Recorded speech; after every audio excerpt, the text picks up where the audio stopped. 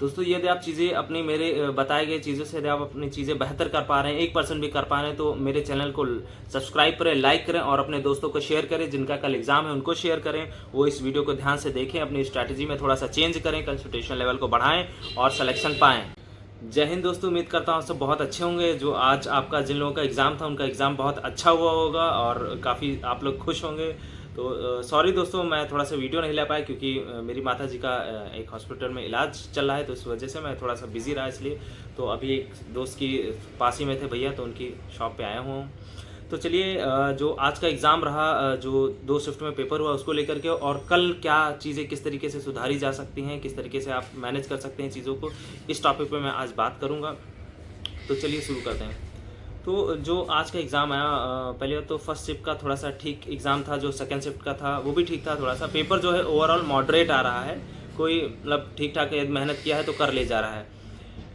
Section wise बात करते हैं तो हिंदी बहुत अच्छी है, ये दोनों की बहुत अच्छी है, आप कर सकते हैं, हर स्टूडेंट कर सकता है। जीएस भी ठीक ठाक है, कोई बहुत ज़्यादा टफ नहीं थी, आप कर सकते हैं। बात आई रीजनिंग की, तो रीजनिंग में दिक्कत आ रही है। रीजनिंग का ये मैटर है कि क्वेश्चंस काफ़ी लंबे लंबे हैं, तो जो बच्चा पढ़ रहा है तो फिर वो समझ रहा है, फिर वो आंसर देने जा रहा है, तो उसका समय मैक्सिमम वहीं पर चला जा रहा है, तो वो पूरा पेपर भी नहीं कर पा रहा है। सबसे ज़्यादा प्रॉब्लम यही आ रही है कि लोग तो टाइम को मैनेज नहीं कर पा रहे हैं क्योंकि पढ़ने में ही चला जा रहा है इसमें। तो ये रहा रीजनिंग का भाई कि सवाल बहुत लेंदी आ रहे हैं, तो ये थोड़ा है प्रॉब्लम।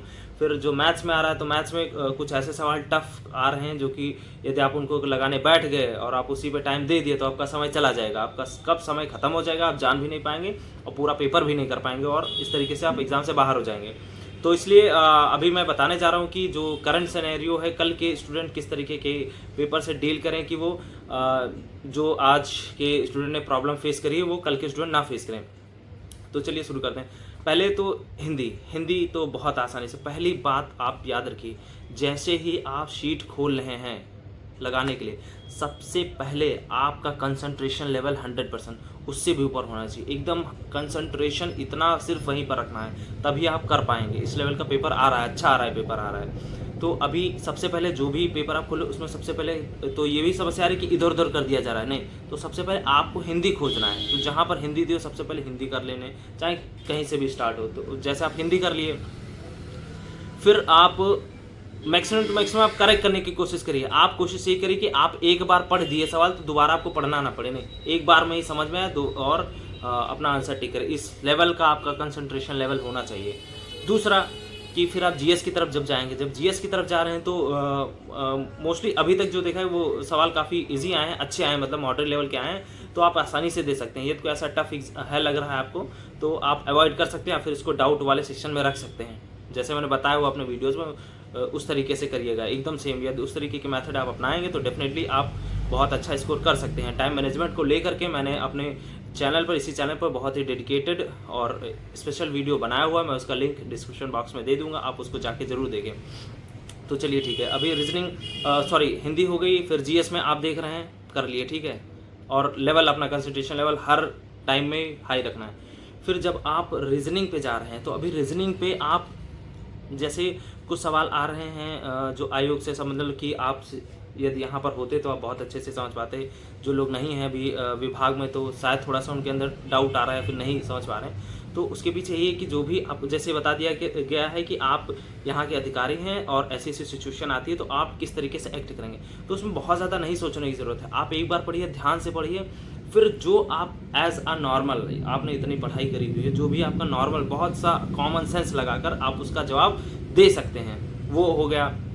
बाकी जो सवाल आ रहे हैं रीजनिंग में, जो तर्क शक्ति से लेकर अन्य हैं, तो उसमें आपका कंसंट्रेशन लेवल ही बहुत ज़्यादा है। यदि आप कोई सवाल पढ़ रहे हैं और आपको नहीं समझ में और आप दोबारा उसको पढ़ने चले गए, भले तो इतना बड़ा सवाल है, बहुत ध्यान से पढ़ना है, उसमें भी आपने कोई गलती कर दी पढ़ने में, तो फिर आपको दोबारा पढ़ना है, फिर आपने पढ़ा, फिर आपको समझ में आया, फिर आप दोबारा उसको पढ़ें।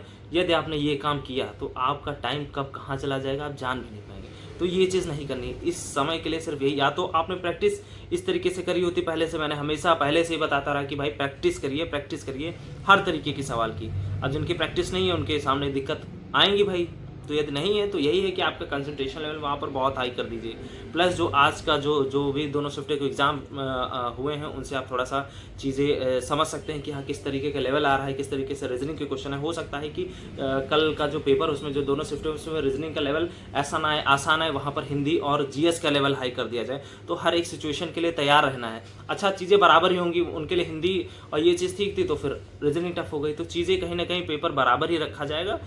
बस आपको अपनी जो है स्ट्रैटेजी बदलने की ज़रूरत पड़ेगी।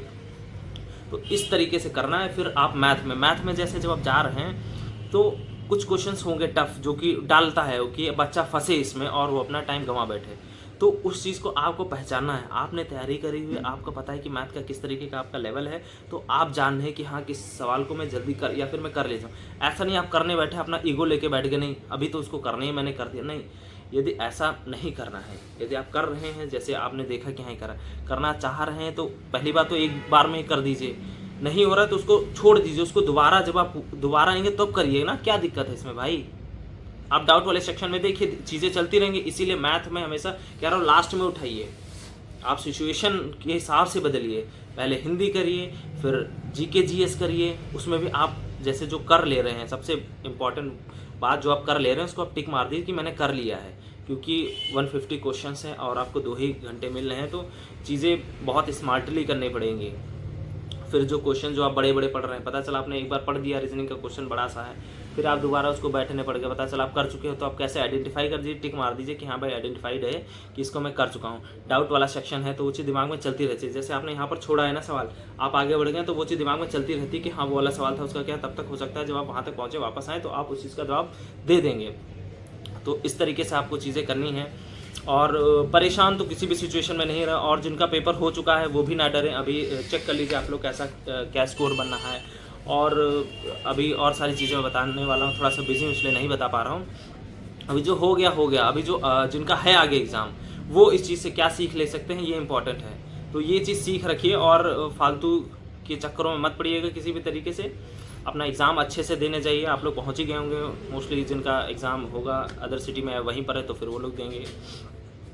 तो ठीक है दोस्तों, यही सारी चीज़ें हैं। आप लोग इन्हीं सब चीज़ों पर ध्यान दीजिए, तभी यही है ऑप्शन कि आप चीज़ें सही कर सकते हैं। बाकी यदि आपकी तैयारी बहुत अच्छी है तो वो इंसान तो कर ही ले जाएगा।